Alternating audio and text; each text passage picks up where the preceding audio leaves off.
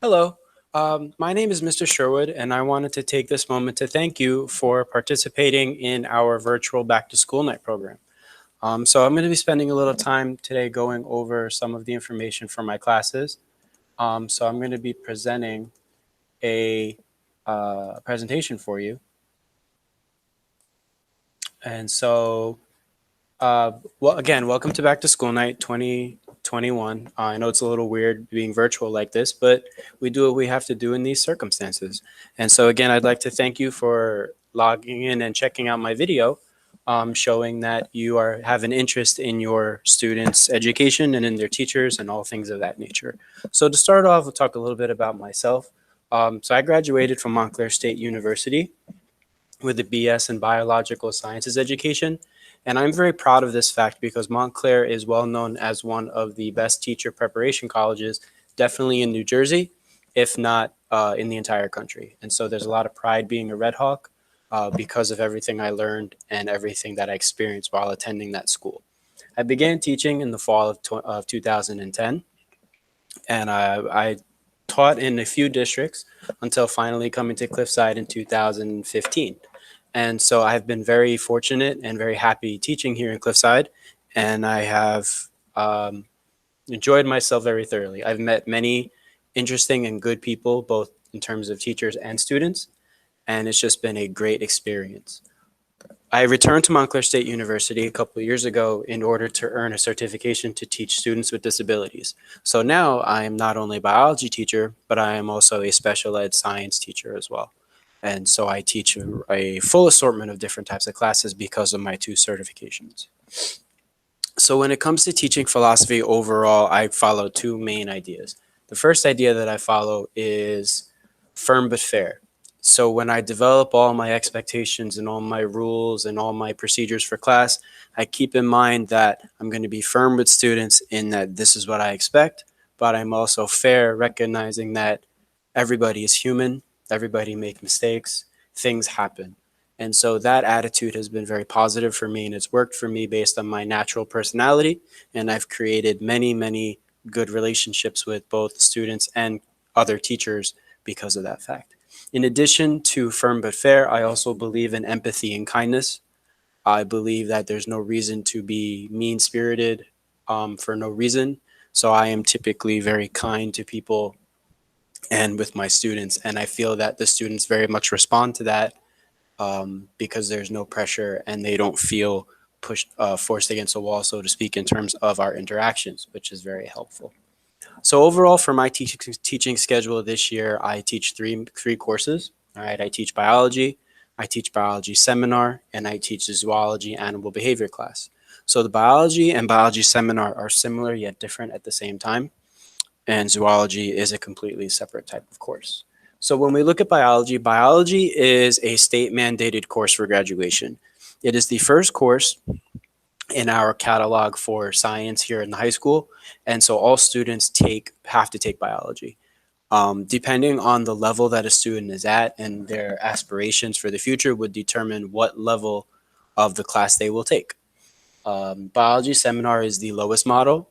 It's a pull-out replacement class for regular biology so that students with disabilities can have a more successful experience with the course based on modifications and accommodations for their own individual needs. Biology inclusion model is also involving special ed students, but these are students at a different level and they will be in a class with their neuronormal peers, and often there will be there's two teachers in the room, so there'll be a special education teacher and a general content teacher. I have fulfilled both roles in my time here. This year I happen to be fulfilling the lead teacher role, and so in my two classes I am supported by the wonderful Mrs. Colangelo and the wonderful Mr. Bracco. So depending on your child's period would determine which of those two individuals they are working with. Mr. Bracco is with me for period 1 and Ms. Colangelo is with me for period 7.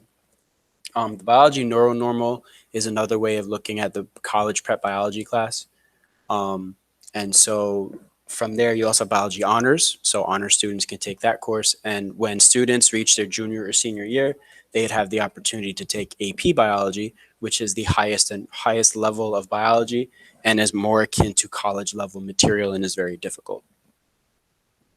So from the beginning of the school year, I saw the importance in setting up a classroom routine. And so what you're seeing on the screen right now is basically what the routine is. And so it starts out in the beginning of the period with a do now question, taking attendance, some time for all the students to log into the meet, and basically students just getting ready to begin class. They have their notebooks ready to go, and everything is fine. Once we're ready to start, I lead directly into a direct instruction period of approximately 20 minutes, sometimes 25, where students are taking notes, we're discussing things, there's questions and answers, students are answering prompts, sometimes maybe even watching a short video depending on what we're talking about. And so this lets students learn the material we need for other types of activities like labs and group work and things like that, depending on what's going on. Due to the length of our periods this year, I've incorporated a 5-minute break just to give students a chance to take a step back.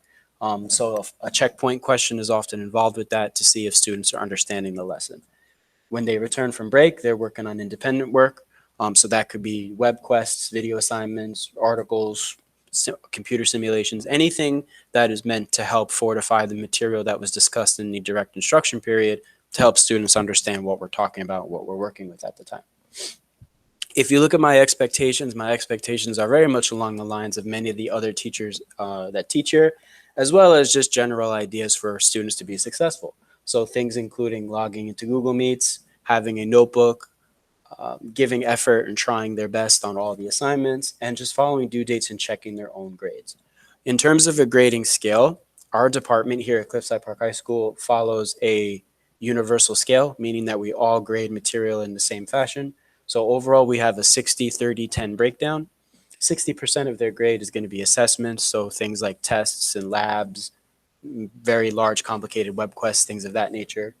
30% for classwork, so that's your class participation, your smaller assignments, your what would be considered homework, small web quests, reviews, things of that nature. And then 10% go into benchmark exams, which are exams that are based around the marking periods to show progression and to see how the students are doing with their materials. If for the biology class, the way my class is broken down is every marking period represents one unit. All right, so we have 4 marking periods, so there's 4 core units. Each unit not only is discussing scientific content, but it also is making connections to the real world.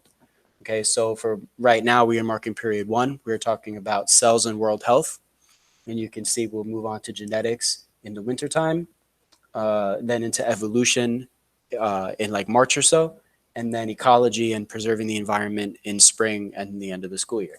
All right, so it works very well. There's lots of activities and lots of cool things that we do within each of these units, and the units are spaced apart appropriately so that students can understand all the information.